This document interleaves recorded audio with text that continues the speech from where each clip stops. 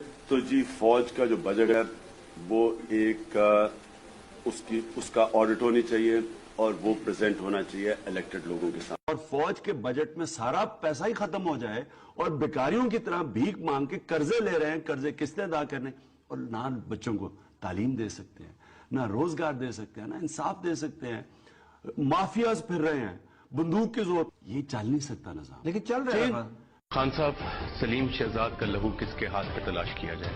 یہ اکیلے جرنلسٹ نہیں مارے گئے, قبائلی علاقے میں کئی جرنلسٹ مارے گئے اور وہ ان کو اٹھایا اور اسی طرح ہی غائب ہوتے تھے اور ان کی ڈیڈ باڈی ملتی تھی. اور وہ نیسسریلی وہ ملیٹنٹ سے نہیں مارے, وہ مجھے شک ہے کہ ہماری ایجنسیز.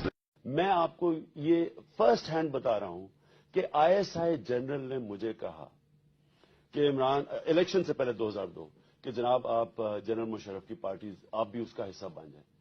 تو میں نے ان سے جب نام انہوں نے مجھے بتائے, میں نے کہا پاکستان کے نامور چور اور ڈاکو آپ نے اس پارٹی میں ڈال.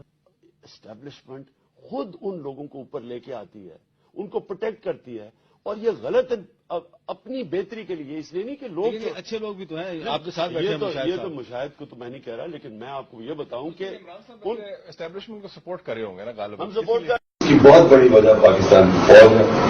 بار بار جب جنرل پاور میں آتے ہیں تو وہ بھی ایک ووٹر کو اس لیے مایوس کر دیتے ہیں کہ جنرل پھر نیچرل لیڈرشپ نہیں آنے دیتے, وہ پھر اپنے بینیفٹ لیتی ہے ملٹری. اب تو سارے ادارے دیکھیں تقریباً ریٹائر اور ان سروس جو ہے وہ بیٹھے ہیں. اس سے بھی نقصان ہے فوج کو.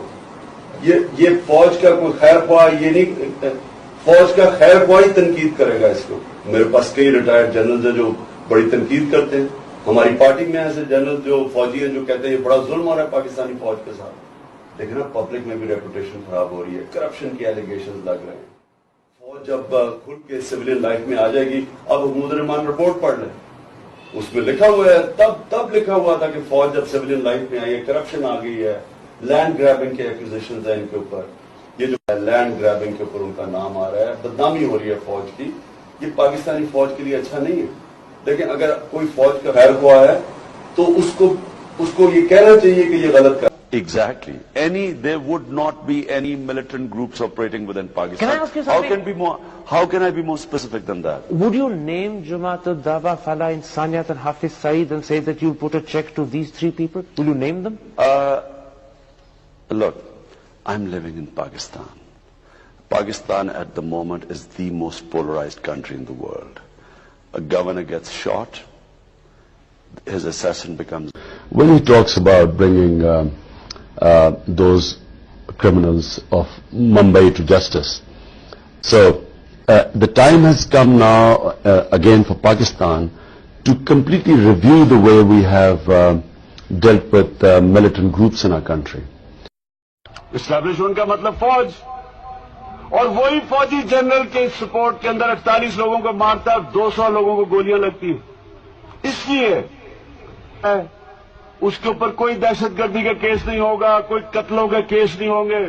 بھی تاثر ہے پاکستان میں, کیوں ایک تو طاقتور ہے پاور میں جو سیاستدان ہیں, دوسرے جو طاقتور ہیں وہ پاکستان کی ایجنسیز ہیں. اب ISI ہے, دیکھیں نا مسنگ پرسنز کے کیس نہیں سنے گئے یا اب بڑی لیٹ سنے گئے. سوات کے اندر ہماری پارٹی کے ورکر کو کے باپ کو اور بھائی کو اٹھا کے لے گئے, اگلے دن ان دونوں کی لاشیں مل. بنگلہ دیش سے ہمیں سبق سیکھنے چاہیے تھے اس پاکستان کے جانے سے, وہ تو سبق نہیں سیکھے. حمود الرحمان رپورٹ جو چھپنی چاہیے تھی اور اس کے پر احتساب ہونا چاہیے تھا لوگوں کا, وہ تو 25 سال کے بعد ہندوستان میں چھپی. آج اگر ایسٹ پاکستان رہتا ہمارے ساتھ, میں آپ کو لکھ کے دیتا ہوں کہ کم سے کم 4 ملٹری آپریشن کر دینے تھے ان کے اوپر. بلوچستان میں 3 کر دیے, فاٹا میں کر دیے, سندھ میں کر دیا ایک دفعہ پہلے 80s میں.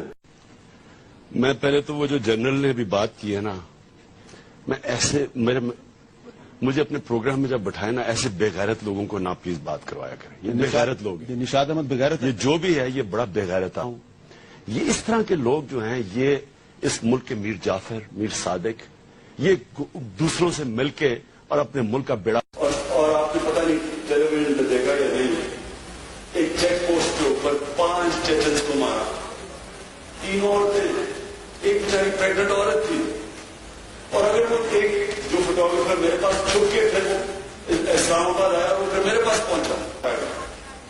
जो भी ये करता है हमें प्रोटेक्ट ही करना चाहिए। एक अभी एक और सीडी निकली कि मोहम्मद ने जिसमें 47 लोगों को लाइन में खड़ा करके गोली मार दी।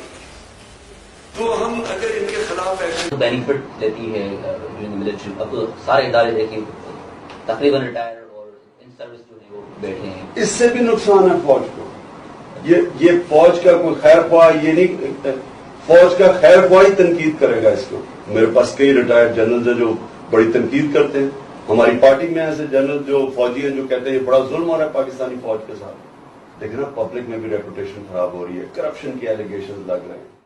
फौज जब खुल के सिविलियन लाइफ में आ जाएगी, अब हुकूमत रहमान रिपोर्ट पढ़ लें, उसमें लिखा हुआ है, तब लिखा हुआ था कि फौज जब सिविलियन लाइफ में आई है, करप्शन आ गई है, लैंड ग्रैबिंग के एक्यूजेशन है इनके ऊपर। ये जो इसकी बहुत बड़ी वजह पाकिस्तान की फौज है। बार बार जब जनरल्स पावर में आते हैं तो वो भी एक वोटर को इसलिए मायूस कर देते हैं कि जनरल्स फिर नेचुरल लीडरशिप नहीं आने देते, वो फिर अपने पुतलों को सामने लेके आते हैं। नेचुरल लीडरशिप से क्या मदद है?